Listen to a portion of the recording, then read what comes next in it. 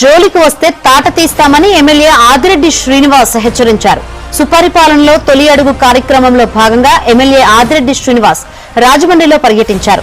ఆకతాయిల వేధింపులు ఎక్కువవుతున్నాయని ఓ విద్యార్థిని ఇచ్చిన ఫిర్యాదుపై ఎమ్మెల్యే స్పందించారు. విద్యా సంస్థల వద్ద మఫ్టీలో పోలీసులను నిఘా పెట్టి ఆకతాయిల ఆట కట్టించారు.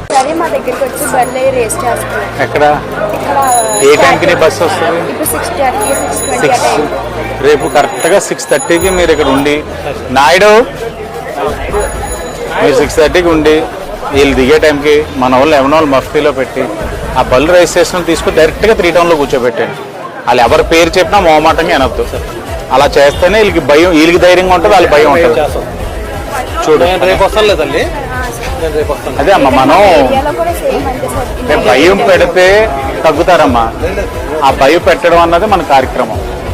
అంతే, నిర్మోహమాటంగా చెయ్యాలి, కంట్రోల్ చెయ్యాలి.